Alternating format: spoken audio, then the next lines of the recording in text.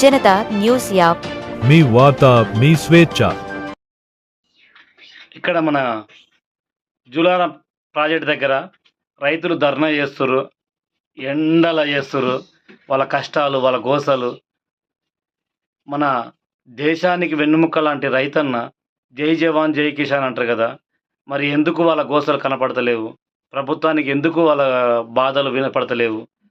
అంటే ఎక్కడ పోతుర్రు, ఏం చేస్తుర్రు, ఏ విధంగా చేస్తుర్రు? జూలాల ప్రాజెక్టు కింద ఉన్న గ్రామస్తులు నట్టనడి ఎండలో నిలబడి ఎంత ధర్నా చేస్తున్నారు కనపడుతుందిగా మీకు వీడియోలో, విజువల్గా లెఫ్ట్ సైడ్ కనపడుతుంది కదా, చూడండి ఒకసారి. మీకు కంటికి కనపడుతున్న విజువల్ అక్కడ చేస్తున్న విజువల్ వచ్చేసి నందిమలపల్లి, రేవులపల్లి, చింతల రేవుల,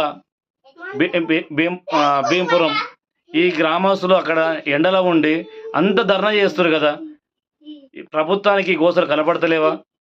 బుక్కడి అన్నం తినాలంటే మనకు రైతు చేసిన కష్టాలే కదా మన ఆకలి తీరేది. అలాంటి మన ఆకలి తీర్చే రైతన్నలకు మనము ఈ గోసలు చూస్తలేము, ఈ గోసలు పట్టించుకుంటున్నాము. ఎక్కడ పోతున్న ప్రభుత్వాలు, ఏం చేస్తున్నారు, ఇక్కడ ఉన్నారు, ఏ ప్రభుత్వం మారినా కానీ రైతుల బాధలు మాత్రం తీరవు. ఈ ప్రపంచంలో, ఈ దేశంలో రైతు అనే వ్యక్తి యాక్చువల్ చెప్పాలంటే గవర్నమెంట్లు కానీ, ఏ ప్రభుత్వం కానీ, ఎక్కడ కానీ సార్ అని పిలవాలి. అలాంటిది చిన్న చూపు చూస్తున్నారు రైతులని. ఎందుకు? మీకు రైతు బాధ తెలుసా?